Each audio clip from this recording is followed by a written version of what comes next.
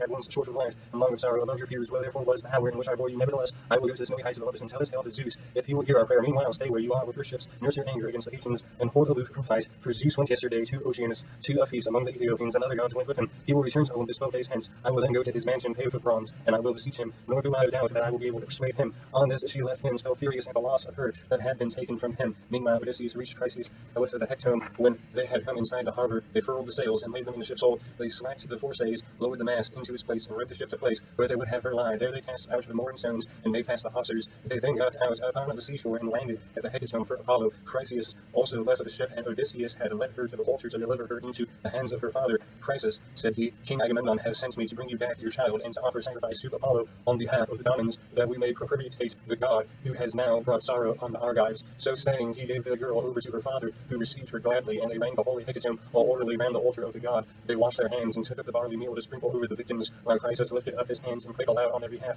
Hear me, he cried, O god of the silver bow, and protectest Chryse, and holy Scylla, rulest Tenedos with thy might, even as thou didst hear me aforetime when I prayed, and didst press hardly upon the Athenians. So hear me yet again, and stay this fearful pestilence for the Daunians. Thus did he pray, and Apollo heard his prayer. When they had done praying and sprinkled the barley meal, they drew back the heads of the victims, and killed and flayed them. They cut out the thigh bones, wrapped them round in 2 layers of fat, set some pieces of raw meat on the top of them, and then Chryses laid on them of the wood fire, poured wine over them, while the young men stood near him with 5 bronze spits in their hands. With the thigh bones were burned, they tasted the inward meats. They cut up the breasts up small, but put the pieces upon the spits, roasted them till they were done, and drew them off. Then when they had finished their work, and the feast was ready, they ate it, and every man had his full share, so that they were all satisfied. As soon as they had enough to eat and drink, pages filled the mixing bowl with wine and water, and handed it round, after giving every man his drink offering. Thus all day long the young men worshipped the god of song, hymning him and chanting the joyous paean, and other god took pleasure in their voices. But when the sun went down and it came on dark, they laid themselves down to sleep by the stern cables of the ship. And the child of morning, rosy-fingered dawn, appeared by day again set sail for the host of the Athenians. Apollo sent them a fair wind, so they raised their masts and hoisted their white sails aloft. As the sail bellied with the wind, the ship flew through the deep blue water, and the foam hissed against her bows as she sped onward. When they reached the wide stretching coast of the Athenians, they drew the vessel ashore, high and dry upon the sands, that set her strong prows beneath her, and went their way to their own tents and ships. But Achilles abode at his ships and nursed his anger. He went not to the honorable assembly, and sallied not forth to fight, but gnawed at his own heart, spinning over battle and war cry.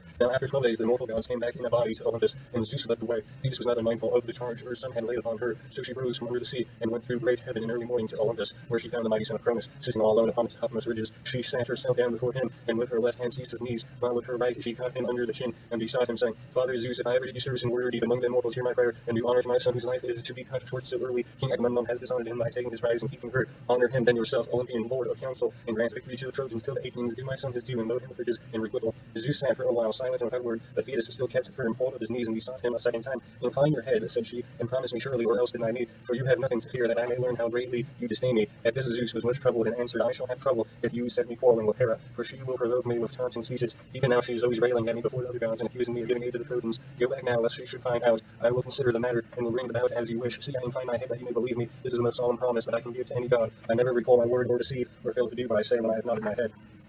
As he spoke, the son of Cronos bowed his dark brows, and the ambrosial locks swayed on his immortal head, until vast Olympus reeled. When the pair had thus laid out their plans, they parted Zeus to his house, while the goddess quitted the splendor of Olympus, and plunged into the depths of the sea. The gods rose from their seats before the coming of their sire. Not one of them dared to remain sitting, but all stood up as he came among them. There then he took his seat, but Hera, when she saw him, knew that he and the old merman's daughter, silver-footed Thetis, had been hatching mischief. So she at once began to upbraid him. Trickster, she cried, which of the gods have you been taking into your counsels now? You are always settling matters in secret behind my back, and have never yet told me, if you could help it, one word of your intentions. Hera, replied the sire of gods and men, you must not expect to be informed of all my counsels. You are my wife, but you would find it hard to understand them. When it is proper for you to hear, there is no one god or man who will be told sooner, but when I mean to keep the matter to myself, you must not pry or ask questions. Great son of Cronos, answered Hera, what are you talking about? I pry and ask questions, never I. Let you have your own way in everything. Still I have strong misgiving that the old merman's daughter Thetis has been talking you over, for she was with you and had hold of your knees this self-same morning. I believe therefore that you have been promising her to give glory to Achilles, and to kill most people at the ships of the Athenians. Wife, said Zeus, I can do nothing but you suspect me and find it out. You will take nothing by it, for I shall only dislike you the more, and it will go harder with you. Granted that it is as you say, I mean to have it so. Sit down and hold your tongue as I bid you, for